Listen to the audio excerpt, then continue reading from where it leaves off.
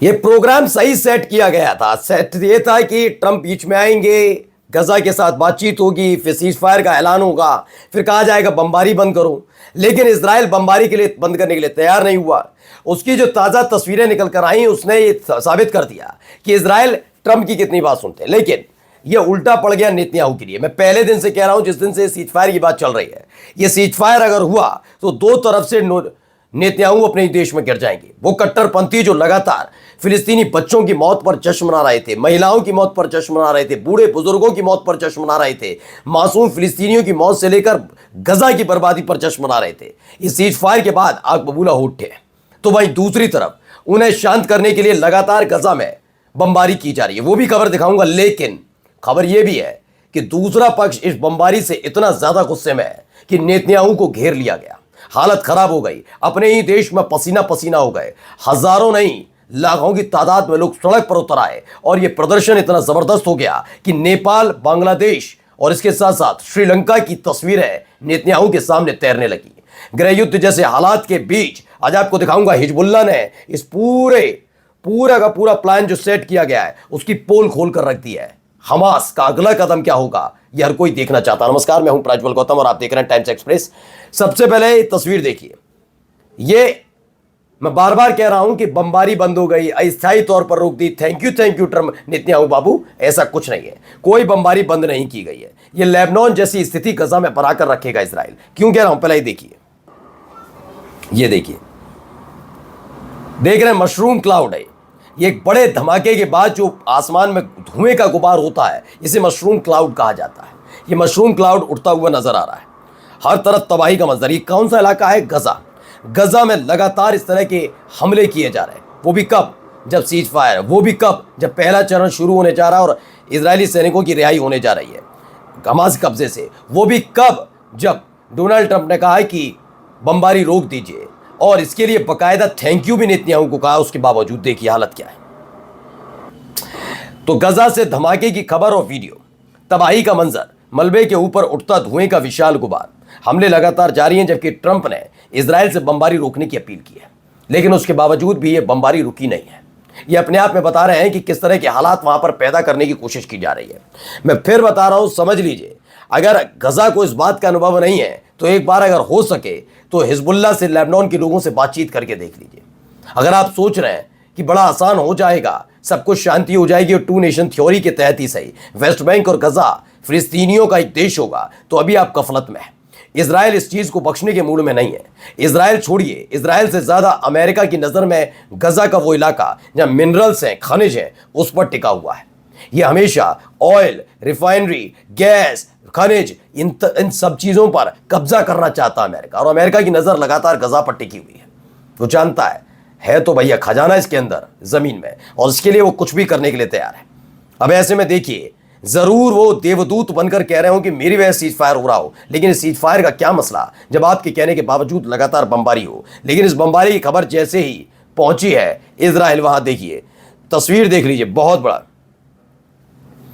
ये देखिए तस्वीर निकली। अब देखिए, इट्स नाउ और नेवर। अभी नहीं तो कभी नहीं। ये देखिए बेतहाशा भीड़ सड़कों पर नजर आई है। ये कहां की तस्वीर है, क्या तस्वीर है, मैं भी आपको दिखा रहा हूं। लेकिन फिलहाल इन सब के बीच देखिए बेतहाशा भीड़ नजर आ रही है। ये सारे के सारे युद्ध रोकने और हमले को रोकने के लिए सड़क पर उतरे। इसी ने बेचैनी नेतन्याहू की बढ़ा दी है कि उनका पूरा का पूरा देश एक पैर पर जाकर खड़ा हो गया है और वो चाहता है कि सरकार ज्यादा अपनी हठधर्मिता को छोड़े।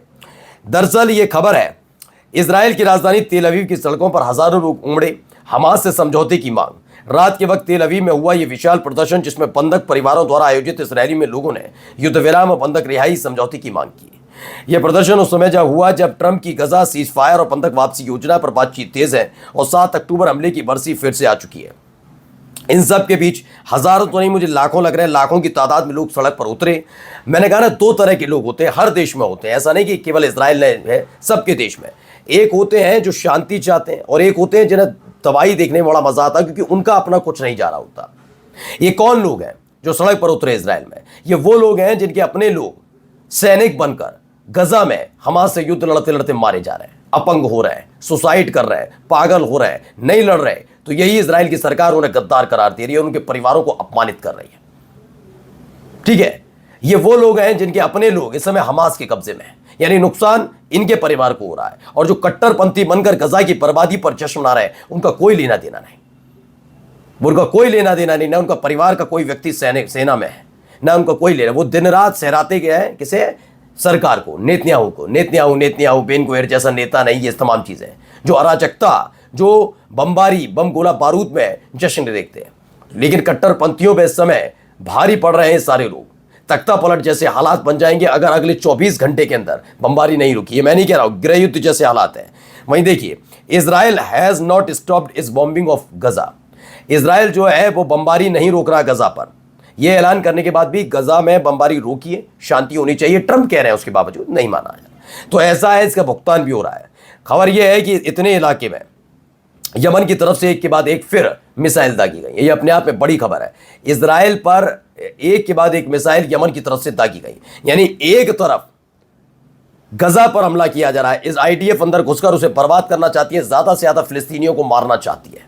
तो भाई दूसरी तरफ यमन में बड़े से बड़ा हमला हो रहा है, जिसमें कई फायर मिसाइल की गई हैं, कई मिसाइल दागी गई, कई मिसाइल इजराइल पर दागी गई, और ये पूरा इलाका है। अगली खबर देखिए, इनको जरा सुनिए, इनकी भाषा शैली सुन के आप समझिए ये शांति प्रिय लग रहा है क्या? कहीं सुनिए कि क्या कहते नजर आ रहे हैं। כשנתיים לאחר השבת השחורה בשמחת תורה, אנחנו עשויים להתבשר בקרוב על חזרתם הביתה של כל חטופינו, החיים והחללים כאחד. इनकी कहानी क्या है? ये इजराइल के रक्षा मंत्री हैं कात्स, ये भी ऐसे ही है। बेन गुवेर, कात्स, स्टामर, ये सारे जो है ये सारे के सारे बहुत सारे इनके ऐसे लोग हैं जो इसी तरह की भाषा का इस्तेमाल करते हैं। अब ट्रंप की पहल के तहत सब बंधक जीवित और शहीद घर वापसी की सूचना जल्द मिल सकती है। बताया गया कि ट्रंप ने पहल की है, उसके बाद बंधकों की रिहाई होगी। उसमें इन्हें पूरा अनुमान है कि उसमें कई जीवित होंगे तो कई मृत भी होंगे। और मृत किस लिए होंगे? क्योंकि भुखमरी जैसे हालात खुद इजराइल ने बनाए। आप खुद सोचिए, आपके पास खाने के लिए खाने पीने का सामान नहीं है, आप अपने बच्चों को खिलाएंगे या पहले दुश्मन देशों को के नागरिकों को खिलाएंगे? अपने बच्चों को ना। तो वही हुआ, जो उनके पास था वो खिला रहे थे, नहीं है तो मत खाओ, भूखे मरो। ये तो तस्वीरें भी आई। तो इसलिए इन्हें पहले से मारोगे, हाँ कुछ तो मरे भी गए होंगे। पहला चरण हमास को निष्क्रिय हुआ, गजा का मिलिट्रीकरण है। जबकि खबर यह है कि सेकंड स्टेप में ये होना है, पहले में सिर्फ बंधकों की वापसी होगी। आईडीएफ गजा सिटी के नियंत्रण वाले इलाके में रहेगा, सोचिए, और समुदाय की रक्षा करेगा। कौन से समुदाय की? किस समुदाय की? फिलिस्तीनियों की रक्षा करेगा जिनको मार रहे थे। तो कात्स ने कहा कि आईडीएफ की कार्रवाई से करीब 9 लाख लोग दक्षिण की ओर से निकले। इससे हमास और उसके समर्थक देशों पर दबाव बढ़ा और ट्रंप की पहल बनी। पहला चरण जल्द लागू होने और सभी बंधकों की तत्काल रिहाई की उम्मीद है, नहीं तो आईडीएफ हमले की तीव्रता बढ़ा देगा जब तक हमास पर परास्त नहीं हो जाए। ये इनकी नैतिकता दिख रही है। इस जैसे ही खबर आई वैसे ही हिजबुल्लाह ने भी पलटवार किया। suggested a plan for a solution in Gaza and he called it a peace plan. Actually, this plan अब क्या है, ट्रंप के गजा शांति योजना को हिजबुल्लाह ने खतरों से भरा बताया, क्योंकि ये झेल चुके हैं इस बात को। नवंबर में हुआ था इनके साथ भी, लेकिन आज भी हमला कर देता है। उन्होंने कहा इस योजना में ऐसे संशोधन किए गए हैं जो इजराइल की रणनीति के अनुकूल हैं। इजराइल की रणनीति के, इजराइल जो कुछ सैन्य अभियान, नरसंहार और गजा में अत्याचारों से हासिल नहीं कर सका, वह अब राजनीतिक रास्ते से पाना चाहता है, यानी गजा पर कब्जा करेगा। इस बात का डर हिजबुल्लाह को सता रहा है और यकीन मानिए यही इनका खेल है। वाकई सच में यही होगा क्या? नमस्कार।